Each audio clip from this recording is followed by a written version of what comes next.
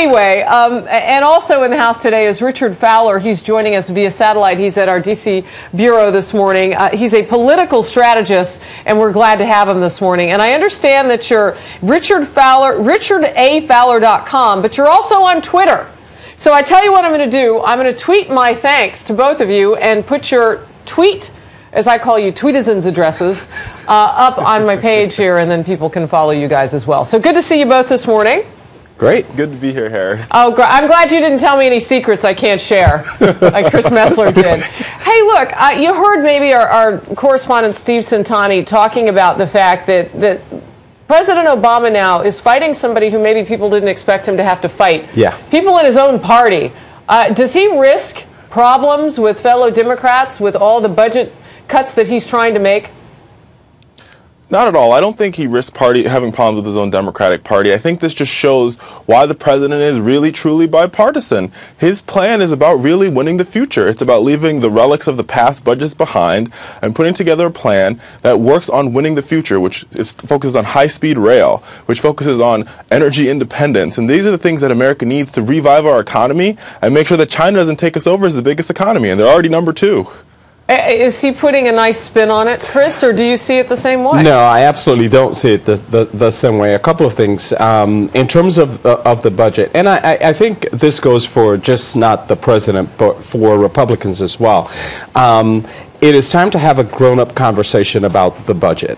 Both from the Republican side and from the Democratic side. From the president's side, I think that he has not shown any leadership relative to this budget. So we're going to invest, we're going to invest, we're going to invest. And by the way, part of his budget, and he talks about cutting trillions of dollars from the deficit, he's counting tax increases that have not even been passed by Congress yet as income. So as President Bush says, that's a lot of fuzzy math. So I think on both sides, it's time to really have a conversation about how we balance the budget. When you accuse the president of not showing leadership on the budget, he had a news conference, he had a speech. What do you mean? Well, he has a lot of news conferences and speeches, and yeah, so this was his first solo news conference. But let's get to the substance of the budget. On this topic, you mean? Yes, on this topic, we are saying we're going to invest in high-speed rail, we're going to invest in the economy of the future, blah, blah, blah, blah, blah. I'm concerned about the economy of the present. I'm also concerned about the tremendous deficits that we continue to have. I'm also concerned about the fact that entitlements have to be cut. That conversation needs to be had, and it needs to be had now. I don't see his budget as being any different from budgets of the past.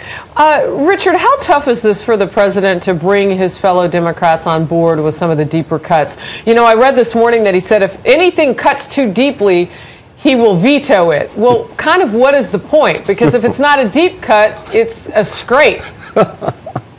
Well, I think what the president is trying to say is that what we're seeing from the GOP is they want to use a machete to cut the budget, and the president is saying we need to be very smart about how we make our cuts, and we need to use a scalpel blade, and that's exactly what this budget does. This budget does not increase spending. It keeps spending levels the same. It just reallocates how the money is done. The budget also creates efficiency, so the blah, blah, blah that my colleague talks about is actual efficiencies. Before, case in point, in the Department of Transportation, they had 33 different offices administering highway grants. Under the president's plan, there'll only be 5 offices administering those same highway grants. This is efficiency. This is what we call cutting government waste and making a smarter and more efficient government. And that is what the president's plan does. Sadly, the Republicans' plan is not like that. In their CR, they want to get rid of milk to babies. This is outrageous. Please respond to that, Chris. And first of all, the milk to babies thing is again, a bit of rhetoric. But as it relates to this whole idea of the president taking bold steps. So yeah, we want to have efficiencies in government. Well, if we want to have efficiencies in government, we need to do a lot more than simply getting rid of the number of people who work on a particular project. My colleague talked about the Department of Transportation. How about we look at each of these departments and we look at these departments department by department, how about we look at the Department of Education and whether or not there is actually a need for a federal Department of Education. So you're not even talking about cutting jobs or cutting back on jobs. You're talking about cutting departments. Yeah, I'm talking about cutting departments. I mean, and I think Department of Education is one of the places we can start. Let me ask you this, because, you know, you could hear that from the GOP. Are we hearing that? No. And why not? Well, because at this point, the GOP message is muddled. It's muddled? Oh, yeah. Oh, yeah. At this point... But they ran on this. This is one of the things they ran on. Well, this in healthcare. Yeah, well, they did. And so now... What happened to the message? Well, what has happened to the message is it's gotten taken over by the reality of Washington. And that's my concern. Well, let me bring the bus to a halt. If that is the reality of Washington, then what is the point of anybody having a specific message? I mean, if you can't get anything done, Richard, what do you say to the American people? Well, I think the Democrats can get stuff done. Whether or not the Republicans can get stuff done is another question. Whoa, okay, hold on a minute. Chris, hold on. Yeah, the Democrats can get stuff done. It's called, I don't know, spending above your credit card limit. The Democrats are really good at doing that. Not at all. I mean, we saw what we saw from President Obama and the lame duck pass stuff that needed to be done, such as the SORT treaty, such as extending the Bush tax cuts, such as Don't Ask, Don't Tell. We get stuff done in Washington. Well, he didn't pass it. He passed it with Republican help. Without the Republicans, he wouldn't have passed it. The Republicans have come to Washington, and they've basically went against their own party. They're cutting the Federal Bureau of Investigation. They're cutting the Marshal Service. They say to be about defense, and they say to be about protecting our borders, but when you cut the Federal Bureau of Investigation, how can you be about border security? Well, they're just a total hypocrisy. You're right. The Republicans are losing their message, and that is why the president's budget is just better. Okay, well, because... Wait, let me just interject there. I want to take it back to third grade. So, if you're on the playground and someone calls you a name, because you don't have a better name, then you just let the other person win? Is that what you just said? Yeah, I mean, that's pretty much what he just said. But I'm going to put that aside for a moment, and I'm going to say a couple of things here. In terms of cutting the FBI and cutting the Marshal Service, yeah, there are efficiencies to be gained by cutting some aspects of those departments. Are you worried about security if we cut aspects of those departments? No, I'm not. I think that you can do both. I think that the major problem with government, and particularly with government as it relates to Washington, is we have an overinflated bureaucracy. That's the major problem. So I think it's critical to look at that. I don't think that we can just hold up something like FBI and say, whoa, you can never cut the FBI. That would assume that, in fact, the FBI and every other department in the government is operating at maximum efficiency. Well, we know that that's which is not the case. Exactly. No, well, it's not possible for anybody to be operating at maximum efficiency all the time. Right. So, which is why I say that to say, oh, because they want to cut from the FBI, I think that is actually a better conversation, because in fact, what we're saying is, let's look at every agency. Let's look at every department. Let's not say that they are sacred cows. Let's look at what can be cut from defense. There is a difference between cutting from the Department of Defense and war preparedness. The question in the Department of Defense is the department working efficiently on the non-war preparedness side? That's the question. So let's not say defense as if you cut from the Department of Defense, then the whole nation is going to... Out of people's and that's guns, not exactly... You know what? You make an interesting point. And Richard, I think this particular live posting on our live chat is meant for you. RAB in Maryland says, you know, talking about cutting the FBI and accusing Republicans of not wanting to secure the border, he says the FBI does not defend the border. Hello. So, go ahead. It's not. You're right, Harris. It's not that the FBI defends the border, but the FBI is also involved in high-level investigations with the drug cartels that are importing and exporting stuff across the border. They're also dealing with issues. They're also investigating issues of terror that's coming in on our borders. They're also integral in a part of our intelligence and the war on terrorism, which is a Republican platform. So I mean, it's very whether or not the Department of FBI is just one of their long list of cuts that is proposed in the CR. But I think my colleague is right. we're willing to have a conversation about cutting spending. The president's willing to have that conversation with his own party. And when he decided to decrease the amount of money that goes to live heat for poorer folks, what's happening here is that the Republicans aren't willing to have a real conversation. We're willing to have a conversation about cutting defense. Secretary Gates is willing to have that conversation, but the Republicans don't feel as though they should cut defense. So if we're going to have a conversation about decreasing the deficit and cutting spending in Washington, then let's look at every agency and not just the discretionary spending agencies that the Republicans want to look at. They want to look to a small sliver of the budget and say we're going to make all of our cuts here, and that is not all. That just doesn't make any fiscal sense, and that's what you call fuzzy math. All right, Susan writes on the live chat: spending levels need to go back to at least 2008 levels. You know what's interesting about that comment to me? If you're in a recession and you're now coming out in almost a jobless form, I mean, we are getting a little bit better, but let's face it, if a doctor fixed a wound as slowly as this economy is building jobs back into it, you'd bleed to death.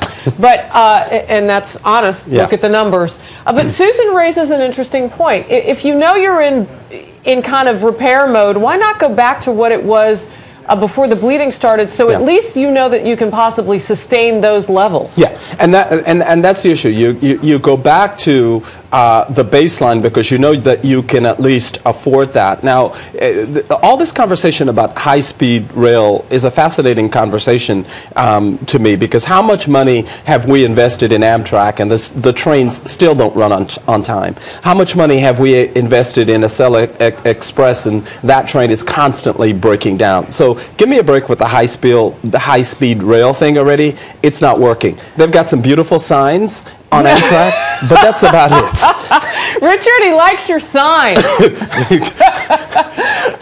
You know what, though? And I saw this on Fox and Friends, so I decided to read more up on it this morning. Speaking of, like, stuff that's out there, you know, the government now wants to build electronic stations where you can go and boost your electric car.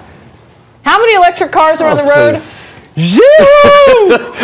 No, there might be like 15. I don't know. But in a nation of 300 million people, 15 are not all that much. It's like zero. So, you know, it brings about the point, are we trying to do high-tech before we get basic? Richard? Well, I think the president's plan is very gradual. The high-speed rail plan the president proposed starts with building high-speed rail corridors, and from building those high-speed rail corridors, we then go into a nationwide high-speed rail system.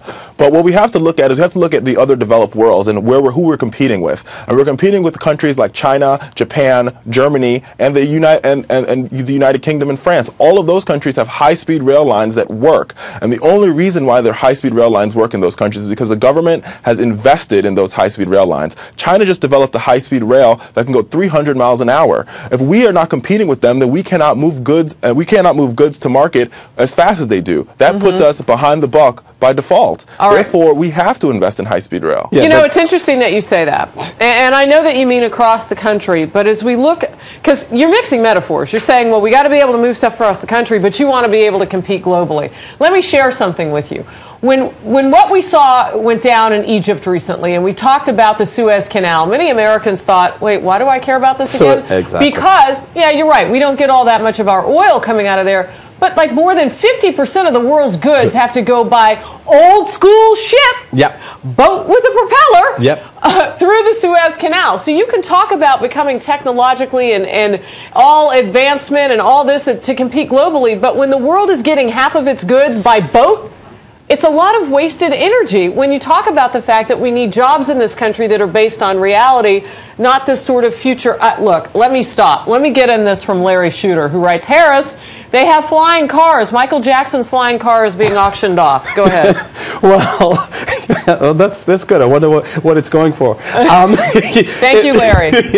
A couple of things. I think you're right, Harris. This is about being able to compete globally, and so we've got high-speed rail. So if we invest in high-speed rail, so what is it going to do? Get us from D.C. to Hollywood faster? You know, how is that going to employ folks? At the end of the day, we are, in fact, if we're talking about a global expansion, we cannot talk about high-speed rails. I mean, high-speed rails, please, give me a break. folks need jobs. They don't need high-speed rails. And in a lot of cases, folks don't want high-speed rails in their community because they're not bringing jobs to the community. So to really have this conversation about global production, what we really should be talking about is the quality of our education system, whether or not we are able to compete from a knowledge management perspective. That's the conversation that we should be having rather than some conversation about high-speed rails. All right. I want to be able to give Richard Fowler the last word because we're going to have to let him go. But just a couple of things. Robert Pickle writes, I don't want to use a machete on cutting spending. I want to use a chainsaw. And then he goes on to say, you know what? And I think this is to you, Richard. Build a fence, dump the train, the high-speed train. Your last thoughts, my friend.